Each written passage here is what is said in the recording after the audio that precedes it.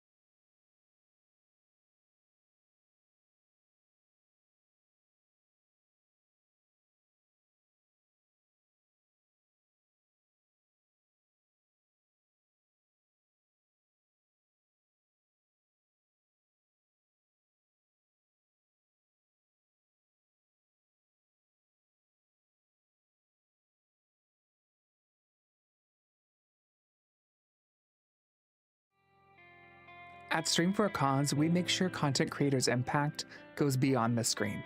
Stream for a Cause is a nonprofit that gives charities the tools to grow.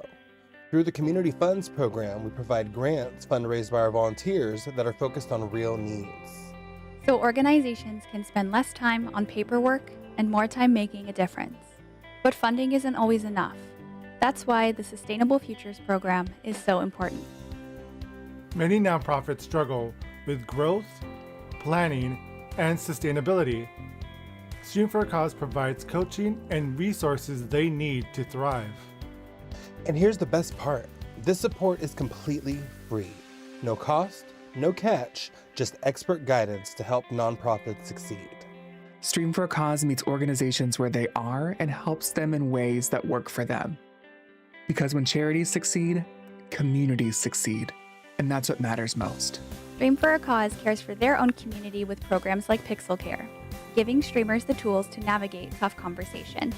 And the Streamer Support Program that makes sure all creators have access to the resources they need. Because at Stream for a Cause, we believe in breaking barriers, not building them. So join us. Whether you're a creator, A nonprofit, Or just someone who cares, there's a place for you here. Stream for a Cause, giving charities the tools to grow. Hey everyone, and welcome to the Stream for a Cause showcase. I'm Adorabri, and I'm beyond excited to kick off this celebration with you. This showcase is extra special because it marks 5 years of Stream for a Cause. 5 years of streaming with purpose. 5 years of turning gameplay, creativity, and community into real-world impact. And 5 years of proving that when passionate people come together, we can genuinely change lives. Whether you've been here since the beginning or this is your first time tuning in, thank you for being here.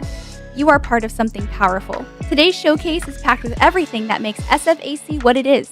Incredible streamers, powerful stories, and maybe a few surprises. Here's a look back at the journey that brought us here, our story, our growth, and the impact that you helped build.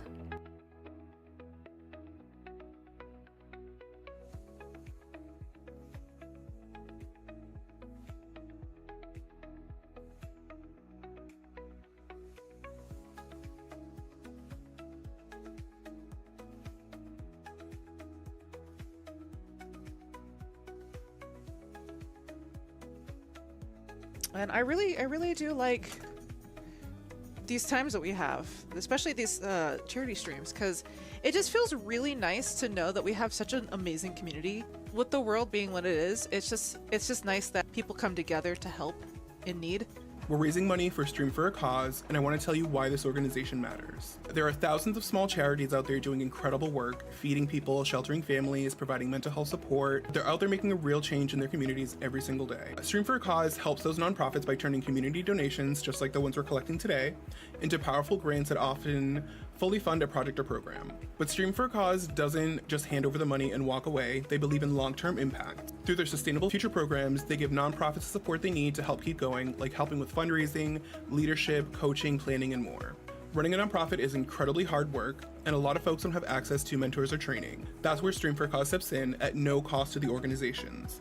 That means every dollar we raise today goes even further because we're not just helping with one problem, we're helping to build lasting solutions. And they haven't forgotten about us. Pixel Care Stream for a Cause provides tools and education to help streamers create safe, more compassionate communities. That includes handling difficult topics, setting boundaries, recognizing burnout, and supporting mental health, not just for viewers, but for ourselves too. Because what we do here, it matters. The way we show up for each other, the way we care, it ripples out and it's powerful. Together, we can lift up people who are out there lifting up others, and that's what community is all about. Thank you for being here, thank you for caring, and thank you for helping to make a difference. I am so proud to be part of Stream for a Cause. Out of all the things that I've done as a streamer, being able to do charity events along with all of you is one of the best things that has ever happened to me as a streamer. Period.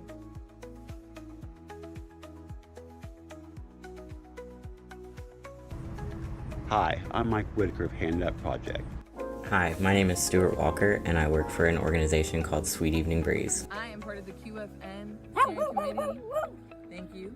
I am the CEO and founder of Bridges for Life, which is a nonprofit organization that focuses on housing the TGNC community that's coming out of foster care system, indigenous Black trans sex workers, and people coming from all over parts of the world, undocumented seeking for asylum.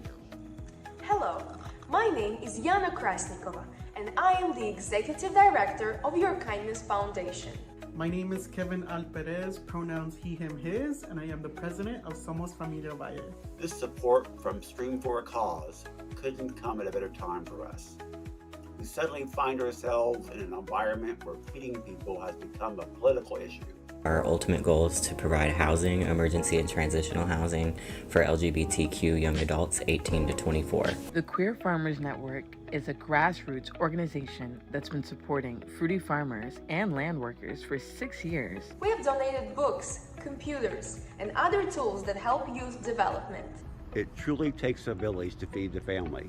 Thanks, Stream for a Cause, for being part of ours. With the funding being made available to us by Stream for a Cause, we're going to be able to expand our community programming in ways that are more engaging. We want to send a big thank you to Stream for a Cause for their generous support. The donation made by Stream will play a major role in advancing our goals to provide farmers across the nation with weekends of deep development. We say thank you to Stream for a Cause team and their supporters for supporting our initiative and granting us funds to buy nutrition for newborn children of Ukraine. The grant will be used to purchase nutrition for newborn babies and delivered to the maternity hospitals where these evacuated mothers and their newborns are receiving treatment. We will be working together to bring mental health self-care packages to LGBT people of color in the San Fernando Valley, especially our youth and our chosen families. So please join them in the 61 Days of Giving to support local grassroots organizations just like Somos. Thank you so much.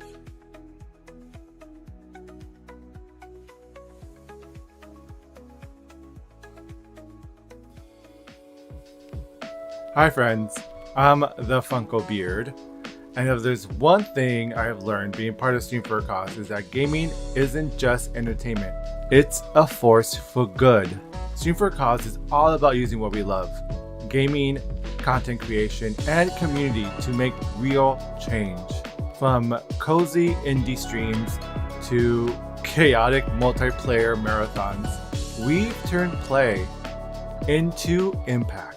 Gaming connects us, it builds community, and through SFAC, it becomes a launchpad for raising awareness, spotlighting causes that matter, and helping real people when they need it. That's why our partnerships in the gaming world means so much. When developers, studios, and players rally behind a mission, the ripple effects are massive. So today, we are thrilled to feature one of those special partners. Let's hear from our friends at Game Bakers. Hi, I'm Morgan from the Game Bakers, and we're making Cairn. We call it a survival climber, and your goal is to climb a mountain and reach a summit no one has ever climbed before. You can climb almost anywhere, and the climbing mechanics are highly realistic. You need to carefully manage your balance and stamina. Make a mistake and you'll fall and get injured. Cairn shares a lot of DNA with our past work, Fury and Haven.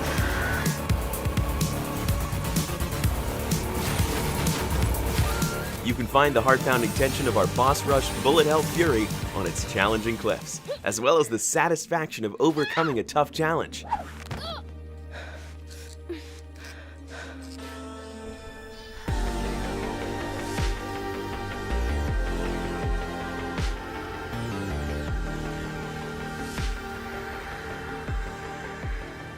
Cairn is also telling a deeply personal, and yet in many ways, also a universal story, just like our romance RPG Haven. Until the last moment, then? Until the last moment. Where you followed lovers U and K as they escaped to a distant planet to be able to be together. Their life stranded on an alien planet, the discoveries they made, and the battles they had to fight to stay together. In Cairn, you follow the journey of pro climber Ava as she attempts to summit Mount Kami. Hey! Hey, wait for me! Marco. Nice to meet you. Wait a minute. You're Ava, right? I mean, the Ava? A challenge she has trained for her whole life. Just like Fury and Haven, Cairn is a game about freedom. But this time, the incredible freedom you feel when you push yourself past your limits.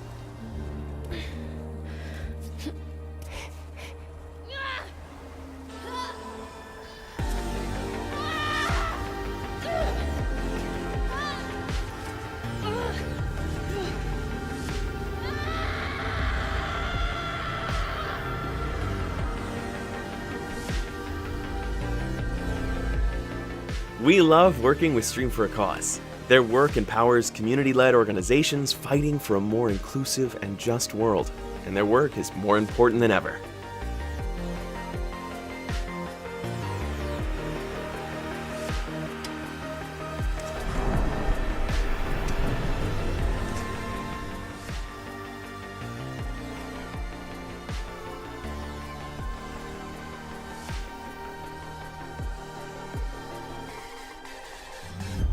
Thanks for climbing with us. We'll meet you on the slopes when Cairn releases on PS5 and PC on November 5th. See you at the top.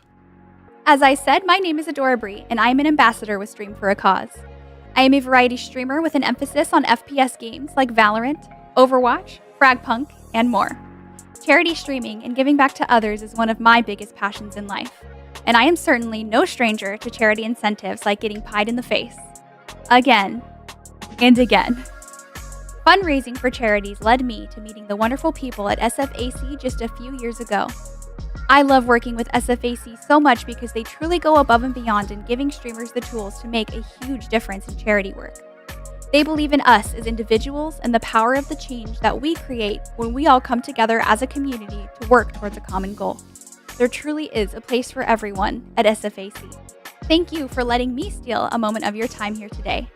Coming up next is something close to our nerdy little hearts, Critical Reflex.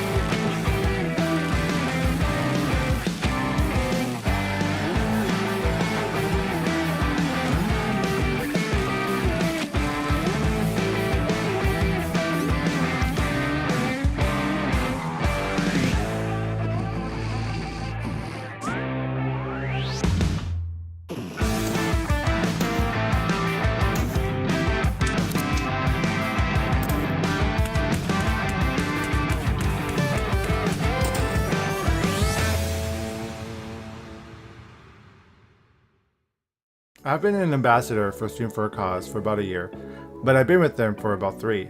And what drew me in the first place was the fact that anyone can make a difference. Anyone can have an impact. And that has stayed with me. Doesn't matter how big your platform is. You are capable of making change with your community, with my community, with our community. And the fact that SFAC won the Gaming Awards for Community Impact proves that. I know when I plan a charity event with Stream for a Cause, they gave me the tools to succeed because the team at SFAC are amazing and so helpful and so insightful on how to provide change, how to help impact, and how to make a difference. Happy 5 years, Stream for a Cause. Thank you for all you do. Up next, we're talking with Midwest Games, about the upcoming title, Tomb Water. Let's go to the interview and learn more about the game and what inspired it. Hey y'all, I'm Ben Qualo, founder and CEO of Midwest Games, a games publisher and game service provider. We're based in beautiful Wisconsin and believe that great games can come from anywhere. We recognize the power that games have, and that's why we want to thank organizations like Stream for a Cause and others that are building communities around the globe. The games industry is a crazy place right now, and our goal isn't just to keep up, but it's ultimately to help game developers navigate these times to ultimately thrive. This year, we are publishing 2 ambitious titles. The Legend of Babu, an epic action adventure from Permanent Way Studios, and Tomb Water, a Souls-like Western from Midwest developer Moth Atlas. Let's take a look at the trailers. My dearest child, this island offers everything you may need in your precious life. Vast forests, roaring rivers, and mountains of rock and ice. You are old enough now to know that for every bit of goodness in this world, an opposing force exists. In the heat of the earth resides a darkness you cannot fathom. Demons as old as time, my child. Do not doubt, even a light like yours can be tempted by the dark. You must always choose good. And that I know you will.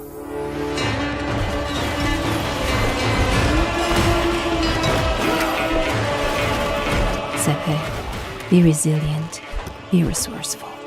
Be brave, my son. Stay in the light, with Babu by your side. And may the magic of this island protect us all.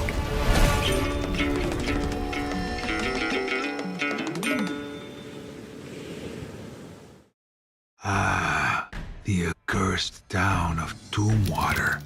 Tell me, lone gunslinger, why have you come to this decrepit settlement? Monsters roam the streets, and horrors lie beneath. There's something sinister in the soil. A curse that's hidden under it all. No one leaves Tomb Water alive. And it won't be long until you succumb to the madness.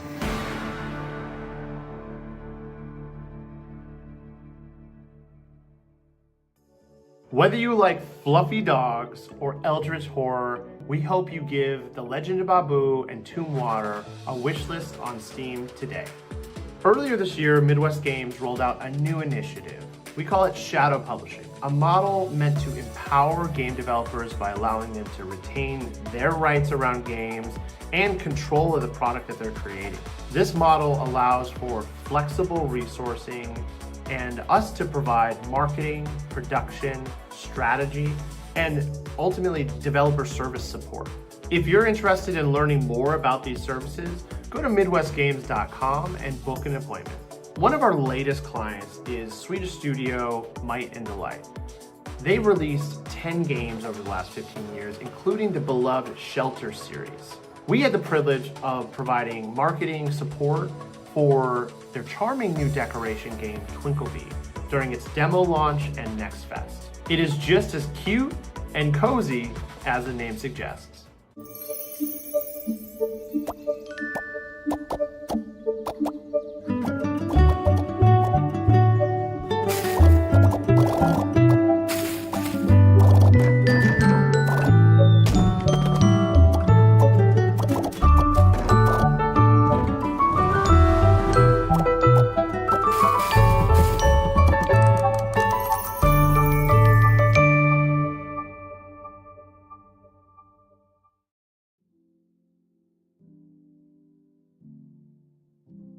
Hi everybody, welcome in for another segment for our showcase today.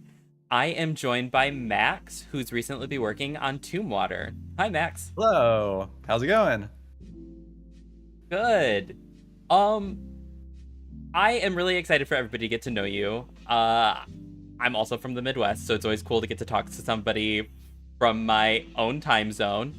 Tell me a little bit about you. What's the Max lore, and how did you get into gaming? Well, I've been doing this for probably like 6 or 7 years now. I was building one of those little, you can get like a little retro, a little Raspberry Pi thing, and you put a bunch of Game Boy Advance games on there, and it takes like the barest amount of needing to know how to move things from a computer to another device. I was doing that, and they had this emulator, or not an, they had this game engine packed on there that was called Solaris, that was people had been using to make Zelda fan games. And I looked into it a little bit because I was like, what is this? There's like a bootleg Zelda game on my emulator thing. And looked into it and was like, whoa, that you can these people are just making their own Zelda fan games. Like, and I figured, all right, well, at the time I was like in my mid to late-ish 20s. I was like, I'm old enough, I should know how to code. So I taught myself how to code and started making video games from there. And it turns out I really like it. I already been a musician for a really long time, enjoyed doing art, writing stories, had a lot of it's a broad skill set, but a lot of it was already hobbies that I had. So I just needed to learn a bunch more about computers and then went from there. That's cool. So you kind of started in the music and creative kind of stuff and then evolved into gaming. That's cool. Yeah. How many games have you worked on so far? Worked on a lot more. Worked on a lot. This is, depending how you count, Tomb Water will be like the 4th or 5th project of note to come out of me. This is and then it's the second big project. My first one was this Zelda-like game called Ocean's Heart, which came out in 2020. And then and then I've made a few side projects, small projects, contract projects in the middle. Then about 3 years ago, we started on Tomb Water, and so this will be the next big project from the studio. Wow, so you've been working on this for 3 years. Yep. That's a lot. Yeah. I think by the video game production standards, for just a couple of guys doing everything themselves part-time, it's not too bad. So. No, that's crazy. It's a lot of work, but I'm pretty proud of us pulling it together. Yeah, for sure. I haven't even unpacked my moving boxes from 5 years ago. You've made a whole game in 3. Well, with Tomb Water... Luckily, my head is blocking the door to see where my unpacked boxes are, so... I stuffed mine off my camera. Yeah. What kind of inspired this game? I mean, it's got a Western feel to it, but, what brought this on for you? So actually it was a little bit of a potpourri.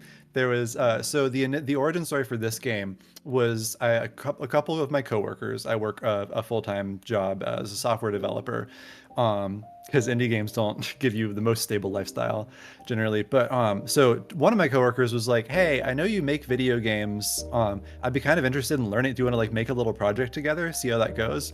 And he dragged in a third coworker, so we sort of were like, oh, let's see where this goes, see it get started. So I just came with a bunch of so I just showed up with a list of a bunch of different game ideas on my phone and was like, so how about this? How about Vampire Cowboys? How about some kind of farm sim? How about Twin Peaks, but for some reason it's a shooter, and eventually the ideas that ended up smashing together and carrying on were mixing Eldritch Horror and Cowboys. And so that was sort of the we were sitting around a fire outside a bar, and that was the origin of the synthesis. And the guy whose idea it was, actually, he got a couple weeks in and was like, you know what, this is a lot. No, but Jake, my other coworker, is still working on it with me 3 years later. That's so cool, though. I mean, who doesn't like Eldritch Horror? And it's probably better with guns, right? It's a really fascinating genre, for sure. Yeah. There's I like the way that the horror of the unknown, right? There's right. It's for sure. It's a primal fear to be what if there's a guy out there? But the same way that there's in our real life, much more than is there a guy. it's less often that there is a creepy guy out there out my window, and pretty regularly that I can look like at the night sky or at the ocean or at the magnitude of the cosmos and have a reaction to that, like a visceral one. And so I think there's like this almost accessibility in my daily life of that, of the truth that horror sort of takes, sometimes adds a little more of an exciting fantasy element on top of it, but there's something very accessible and human and intriguing about like that eldritch horror setup for a game that I'm really interested in exploring. Yeah, well, and hopefully there's not a lot of creepy guys outside of your window for comparison. Yeah, usually minimal amount. That's good. Well, this game is described as a Souls-like, which is, I'm sure, got a lot of people excited because you've got shooter, eldritch, Souls-like. What should players be expecting as either somebody who's new to the genre or an experienced Souls-like player? So I love Souls-like games. Really enjoyed the Dark Souls, and Sekiro. Bloodborne is obviously a huge influence for this game.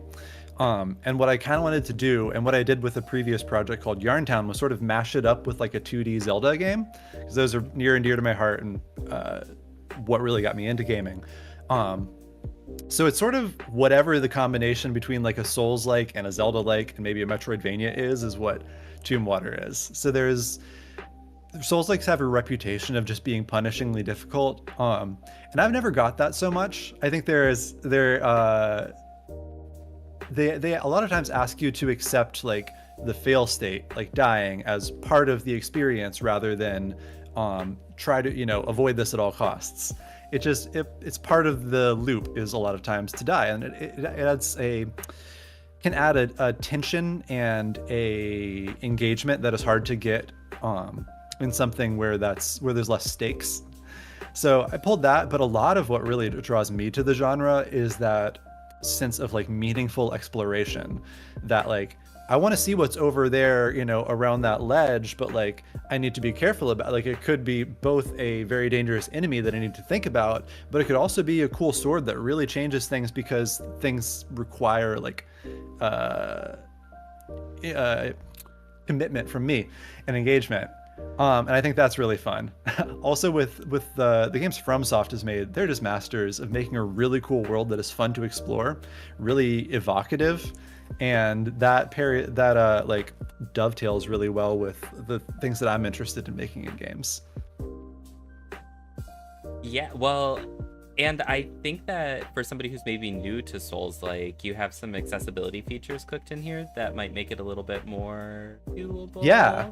I'm definitely not one of those like sweaty Redditors who's like, if you didn't play the game, you played yourself. No, it's hey, games are for everybody. One of the earlier things that I did in development was designing with from the ground up in mind, and getting just a slider in to adjust like how much damage do you want to do a lot, do you want enemies to do only a little bit, because between like just your experience with the genre, the amount of time that you have on any given week to put into a game, just a little bump here or there can really make the experience fit into your life better. Is what I found. There was a game called Steel Rising that did that. Was the first Souls-like that I came across that had that kind of fine-grained control, and just like to bump the damage dealt like 10% up made the game perfect for like the week and a half that I had time to play it in. And so like there's a lot of things that I think can be appealing in this genre. I think there's a lot of things that can be appealing in Tomb Water. I'm biased, but if though difficulty is not like the single thing that you're interested in, to me that's not like there's more to the heart and soul of a game than just like one vector like that. Yeah, well, with this being Souls-like, a lot of people are looking for the epic boss encounters. Are those gonna be something people will find in here? Definitely. Okay. Bosses are some of the most fun for me to make, so it's I'm honestly balancing like how much time do I have to put more in. And especially with like this genre of like Wild West meets Eldritch horror, it's just like a very fertile ground for coming up with a creepy guy. So you just yeah, jam packed with creepy guys, strange animals, weird concepts that are you fighting against, you know, Eldritch horror is. Yeah, the game, I think we're sitting at like 20-ish times a boss bar pops up. So we'll see how many more of those I can cram in. We'll see if we can get more in updates, because I have more ideas that we haven't had time for. But yeah, I love boss fights. Yeah, I mean, I think it sounds like there's going to be a lot of things for people to explore in the game too, from what I've been seeing from reviews that have already been out there, like hours and hours and hours of exploration. That's the goal. Another big inspiration for the game is Hollow Knight, and like the sense that game had of there's a really big world out there, and it's connected in. What do you do? My own Eldritch Terror. Aw, Eldritch Terrier. But yeah, like the sense that like the world exists and is connected in as many ways as you can sort of find and muscle your way through to get around. It's not necessarily just a roller coaster for you, but it exists, and find your way through. And there's going to be weird, creepy guys along the way. Both of us love the weird, creepy guys, right? Well, yeah. Or those times when you go in, you know, just like, let me just slip between this crack. Maybe there's a consumable item back here. No, it's a whole nother level. It's a giant beehive. Like, I love that moment and want to get some of that, like, you know, does that make sense? Yeah, like the surprise factor of like, I'm walking around and but this isn't what I thought was going to be back here. And like, what the heck is going on? Yeah. Yeah, I think it's a really fun way to be rewarded as a explory guy in a game. I agree. It's always fun to find something you didn't expect. With this game, you've done a lot of work as a solo dev, and it sounds like you've got some friends that are helping you out for this one. How is that process different, working from a team of 1 to a team of 2? I think one of the counterintuitive things is that you need a much bigger, broader skill set to work with 2 people than 1. The big challenge that we've run into is it's one thing when you're the one that thought of the idea and you're the one that has to make it, but there's this whole, you know, you have to communicate on a team. And I think that's been my biggest weakness in making the game, is just like not realizing how into the groove I've gotten of being a solo developer. Where I can have a really clear idea in my head for, here's kind of the subtext of a character's side quest, or this plot kind of plays into the themes this way, so therefore the music should have these instruments in them because it's a leitmotif for this other character and this other stuff like that. If you don't think to put that down on paper, it's not really fair to be disappointed when it's not there when your friend does it. Yeah. So, but the flip side is you get a lot richer and more fun ideas if your ideation is less about just like going on a walk in a circle for 2 days coming up with side quests versus sitting in a coffee shop just trying to crack your friend up for an afternoon. You get much better side quests the second way, in my opinion. So with our sort of ideation process, it was a lot of that. A lot of like, all right, let's meet up for coffee and try to make each other laugh. Or, you know, oh, we've got to drive home from this event. Let's, you know, just see let's go through all the side quests and try to amp them up. But also, I'm just kind of trying to crack you up. And there's this like vibrancy that can come from that that's really hard to get by yourself. So there's going to be a little bit of humor in the game, which is cool too, because that's a little different than some of the more like serious Souls-like games. It's that sugar that makes the tea come out more flavorful, right? It's like there's definitely a temptation with a genre like Souls-like is very steeped in dark fantasy. And a lot of the more straightforward games that are like, great, well then everything is going to be a skull. Everyone you meet is dead. I I think something that From Software does really well, that it enhances the bleakness of these worlds, that it can make these sort of themes of hopelessness, or trying to figure out where struggle against hopeless odds stand out more starkly, is that everything isn't just like, oh yeah, another skeleton. Sometimes you meet a little dancing jar guy who's cute as heck. Like sometimes, yeah, I'm a bleak ninja climbing along the roof of a castle, but here comes a guy on a kite swooping in to explode me. Like, it's goofy. Yeah. And that kind of goofy silliness is actually, I think, really goes a long way to make the game as a whole, like the darks are darker, the lights are lighter, that there's a more rich flavor to the broth, so to speak. That's a really good way of describing it, I think. Well, we're kind of like, we're in the Midwest too, so we're also based in the Midwest, and shout out to Midwest Games for connecting us to do this interview. But yeah, what do you think about the kind of gaming and developer scene here in the Midwest? Do you feel like it's changing, or what are you hoping to see for growing in the area? It's interesting. I mean, I want the area to grow. I like it here where I am in Ohio. I think there's, it's a cool culture. There's a lot of friendliness.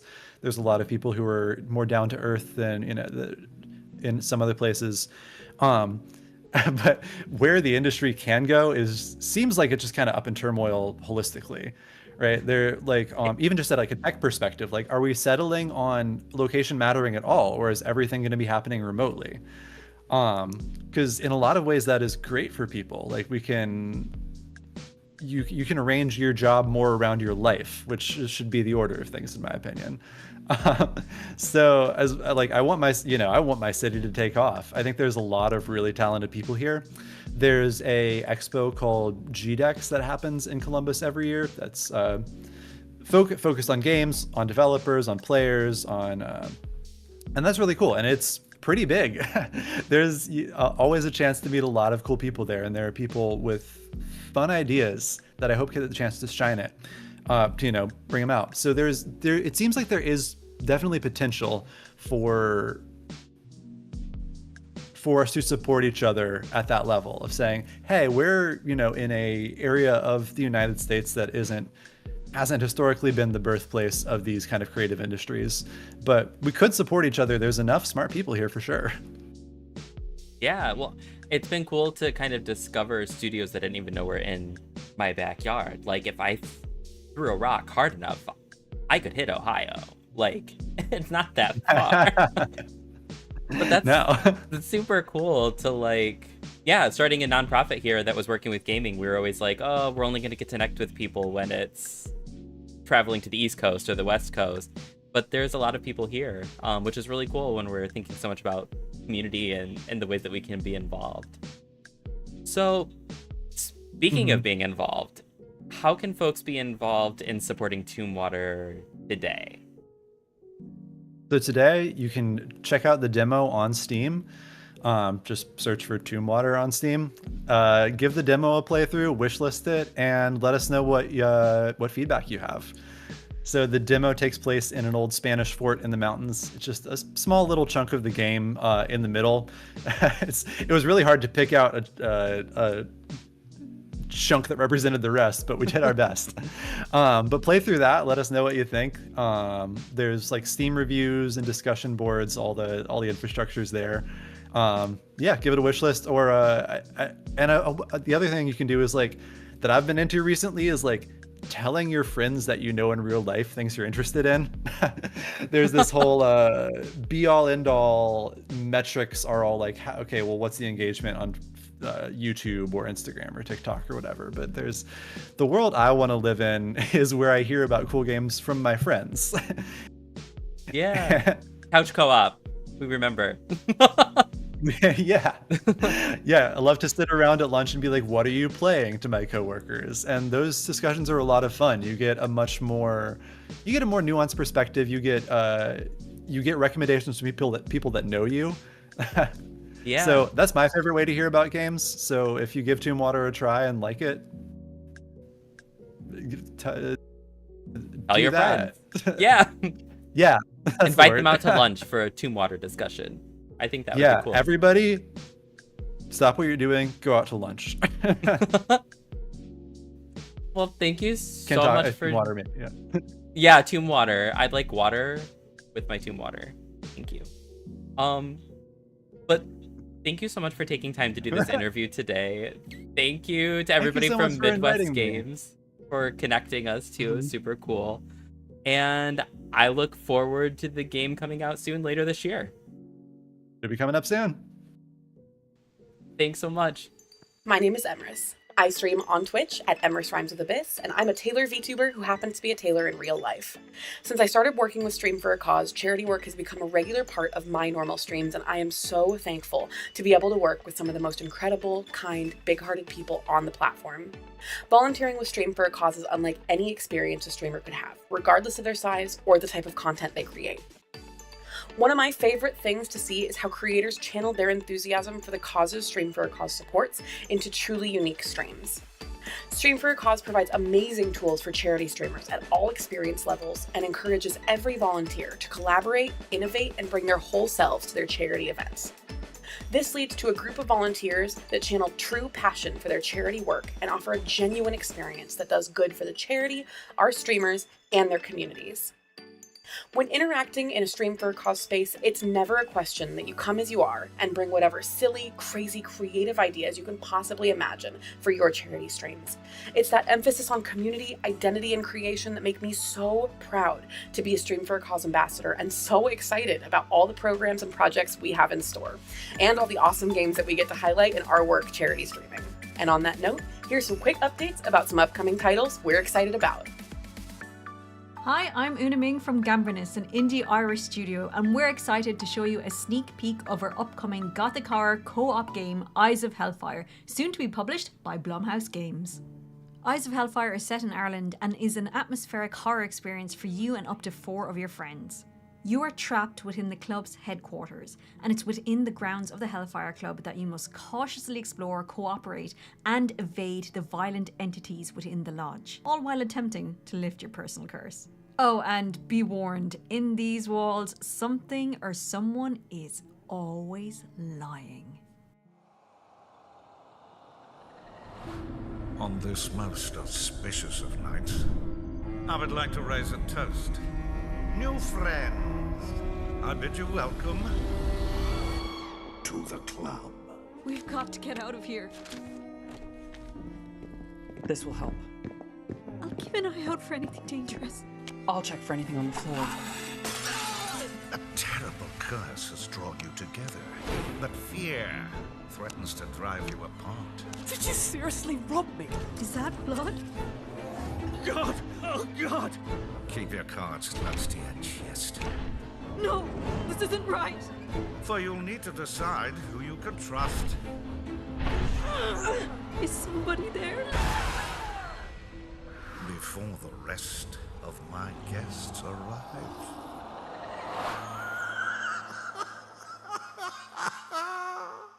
Being an Irish studio, we really wanted to create a very Irish game. So when we were looking at prototyping, we wanted to look at Irish folklore and stuff that hadn't been tackled yet, especially in games.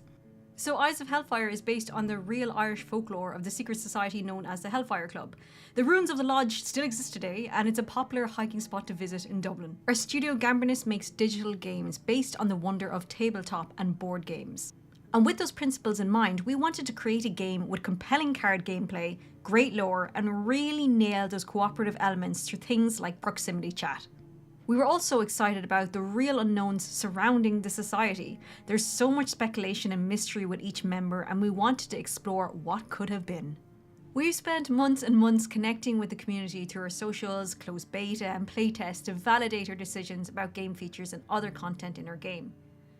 The community has been absolutely vital in shaping how our game has come to be. At a certain point, we as devs don't see things with fresh eyes, and that's why we need to get active feedback from players.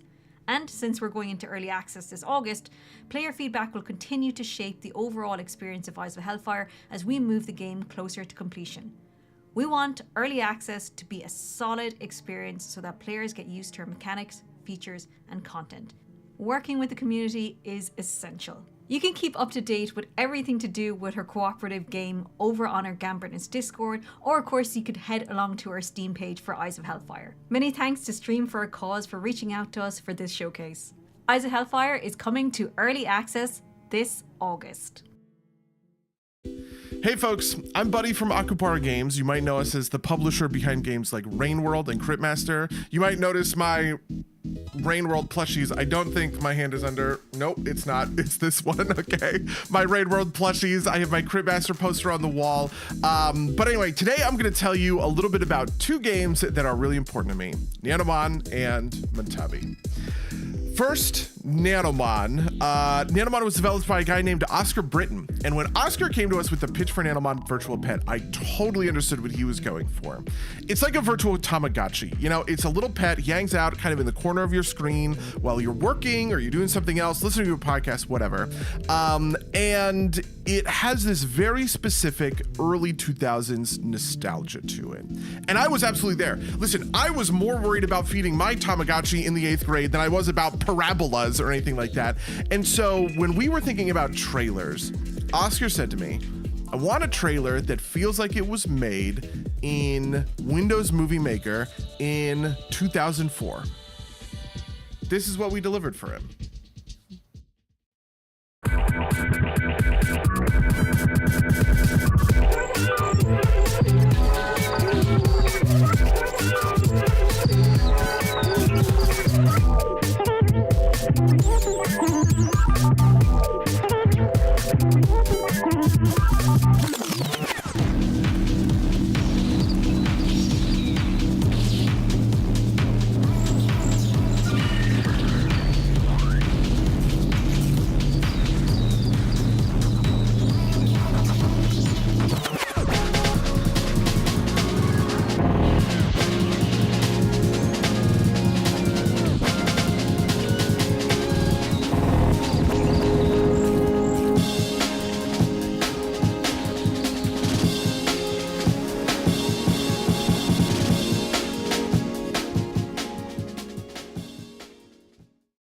Windows Movie Maker in 2004. You see what I mean, right?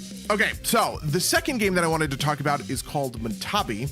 It is a creature collector roguelike deck builder, so kind of like Pokemon meets Slay the Spire, and its developers are a group called Montabi Games. When Montabi showed us Montabi, I wanted to sign it immediately. I already loved the game, but they had a little extra piece that really sold me. Part of it is that their ethos as a studio is that they believe that games are for everyone, and that means they should come from everyone. They believe in expanding opportunities for accessibility and inclusion, and especially when it comes to those with special needs, Aupara is just right there with them. Anyway, that's a lot of the mushy stuff, but it's just really important to me. And this is the first Montapedia video. This is a video where I show you two of the characters in game and how they work together. Enjoy. Hello, trainers. I'm Buddy, and today we're going to talk a little bit about our upcoming creature collector deck builder, Montabi, by Montabi Games. Let's take a look at how you use two Montabi to synergize with one another in order to win your battles. Let's go. So I am playing little favorites here. This is Ruffin, my personal favorite Montabi. Ruffin is a wolf and a shark. He's a wolf shark, and because he's a wolf shark with such sharp teeth, Ruffin's core mechanic is bleed. He gives targets a bunch of stacks of bleed, which do damage whenever they move. This makes him a pretty good threat, because on their turn, enemies are going to deal tons of damage to themselves just by moving around the board. There's a reason Ruffin is my favorite. But the interesting thing about Montabi isn't about using one Montabi, it's about building your team. Today, you'll pair Ruffin with Wishley, the carp cat. See, Wishley is all about positioning, moving the enemy for some of her big haymaker attacks. But you know what moving the enemy does? It triggers bleed. When Wishley shuffles the enemy around, they're taking bleed damage from Ruffin, and the synergy of it. It's beautiful. Thank you for taking the time, everybody, and thank you so much to Stream for a Cause. The Montabi demo is out now. Give it a whirl and play with Ruffin and Wishley for yourselves. I'll see you in the next one, trainers. Cheers. Thank you so much for having us. Thank you so much to Stream for a Cause for hosting us. Nanomon Virtual Pet is out now. You can go play it, leave a review if you do. And the Montabi demo is also out now. So if you want to play with Ruffin and Wishley for yourself, give it a shot. Thank you so much, everybody. Have a good one. Cheers.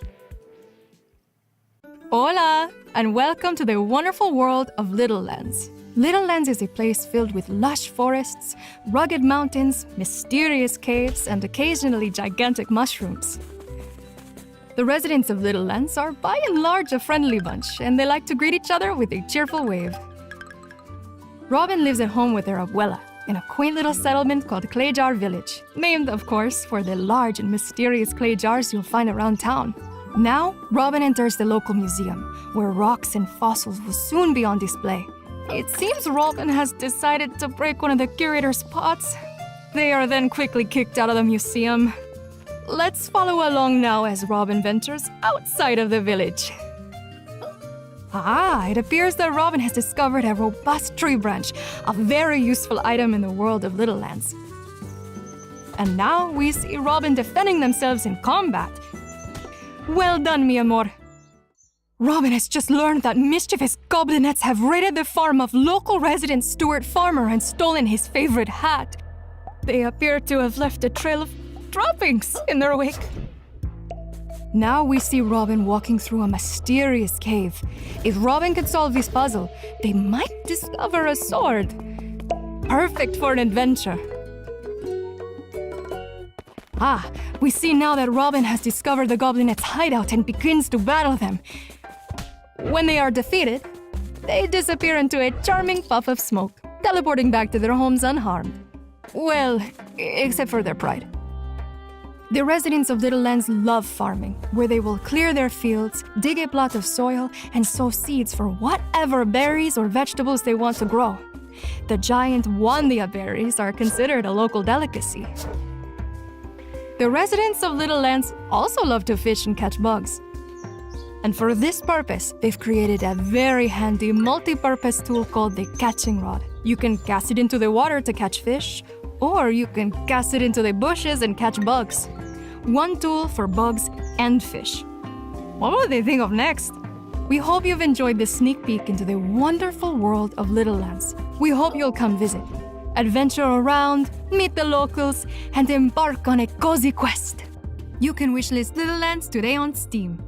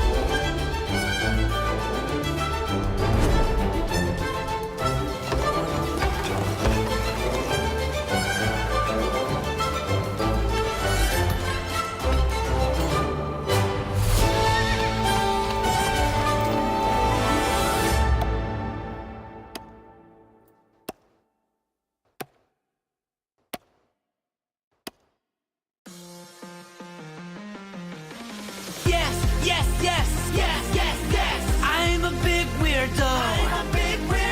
Yes. I'm a super total weeb. I'm a cosplay inspector, an autograph collector, a franchise dissector, a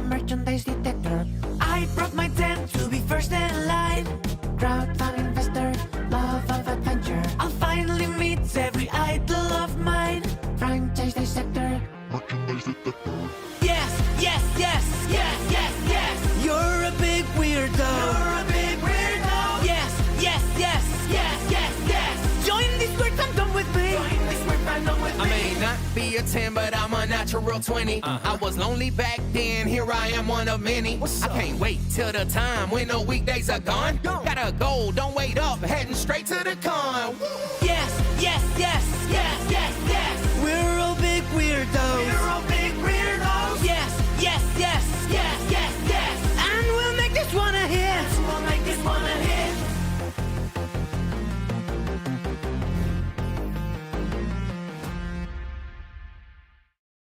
Hi, my name's David Gator. I'm the crit director here at Summerfall Studios.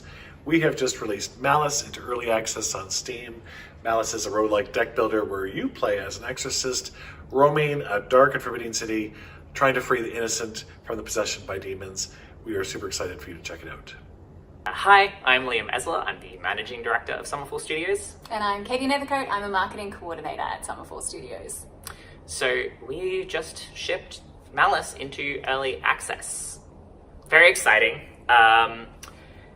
We've always been really big on community. We've been really lucky to be supported by our community since the release of Stray Gods. Yeah, we have the most amazing fans community. They're just always so supportive. I mean, if you're part of them, thank you. All of your feedback and fan art, we have seen all of the fan art. Brings us so much joy. It's really encouraging. It's kind of helped us move on to new projects. I think we've felt bolstered and kind of excited to keep giving things out. 100%. And as we moved into Malice, when you're moving into like a roguelike deck builder genre, that relationship was going to be even more important going forward. And we wanted to build a really direct sort of way of working with our fans and with our community to make Malice the best it can be. Yeah, absolutely. We did a lot of research in the early days about what this community would be interested in, and then as we've gone into early access, we are listening to every piece of feedback. We are reading every single one. Literally all of them. And we are taking all of the little nuggets, every little criticism. We are listening to our community, and it's been amazing so far. It's been so much fun. Yeah. I've never worked in early access or on an early access title before, and the idea of making something and then getting to see players play it within like a short period of time is so awesome. Normally when we make a game, it's like, here's a 3-year timeline before the stuff that you get to work on and then gets to be seen by players. And so to go from that to like a, hey, now someone's going to see this in 2-3 weeks, for me as a game developer is really, really exciting. If you love Constantine, yeah, if you love sort of exorcisms, if you love horror films, but maybe hate some of the jump scares and are more into it for, you know, the tone. Yeah, if you love aesthetic. Supernatural, I would say that's a good one. Check out Malice on Steam and come give us a shout. Thank you so much. Thank you. As smoke is driven away, so are they driven.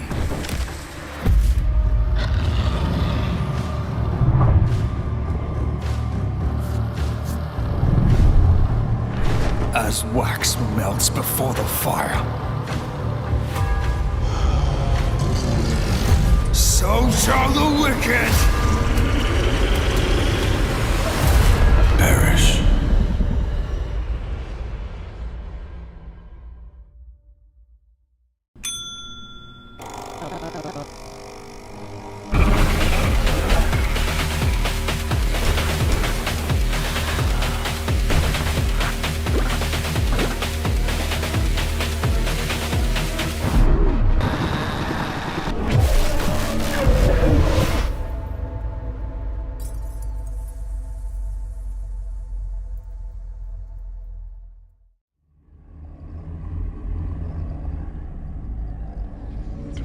Your time is running out. This place is a womb where we grow our future. Your weapons fail. Your ammunition runs low. And you've yet to see our most beautiful creation. All you have is your hatred and your individuality. you wish you joined us? Would you then feel so alone?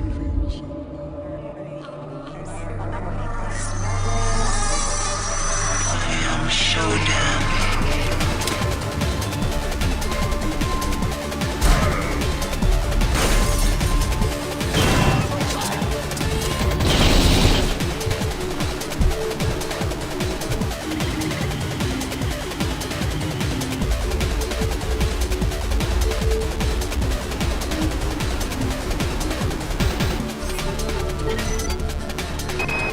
Research complete.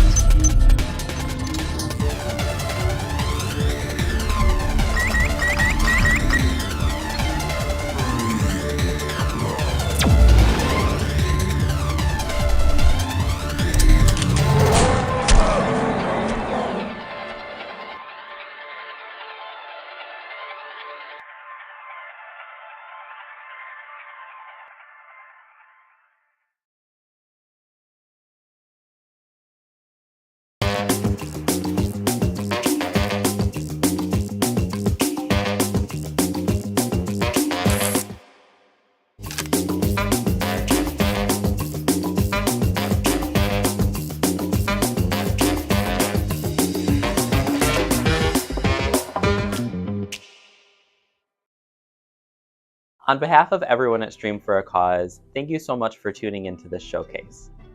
When I started Stream for a Cause 5 years ago, I never really knew where it was going. We had a very small goal of raising $10,000 and working with a handful of content creators to boost up some grassroots and community-based nonprofits that people thought were doing special work. As we grew though, within our first year, we realized we had really created something special here. We had hundreds of content creators, raised over $100,000, and now we're closing in on $1 million. It's such a surreal experience to be in a position to do what I do, and to be hosted on something like IGN is just amazing. Our work at Stream for a Cause, though, is something that's really needed in the communities. When we think of the places that make a difference in our lives, when we think of the places that work with gaming companies, we're so often drawn to the larger nonprofits because they have brand recognition. They have the things that we know make a good nonprofit. But when we think about the places that we need, the places in our lives that are making a difference, we're going to our local food pantries, we're going to our local shelter homes, we adopt from our local humane society. All of these things are still important, and as the world gets more global, we're so excited that 5 years in, we're still able to do the important work that we're doing of supporting those places in your backyard. I want to give a huge shout out to Adorabri, Emrys, and Funko Beard, who did an amazing job with their recorded videos for this segment. And just a special thank you to all of my ambassadors who are out there talking about the work that we do and how amazing it is to be a part of this community. I'm so grateful to all of you who tuned in throughout this broadcast, and I hope that you had a great time learning about some new games, maybe a little bit about why it's so important to give local. Thank you so much, and we will hopefully see you soon.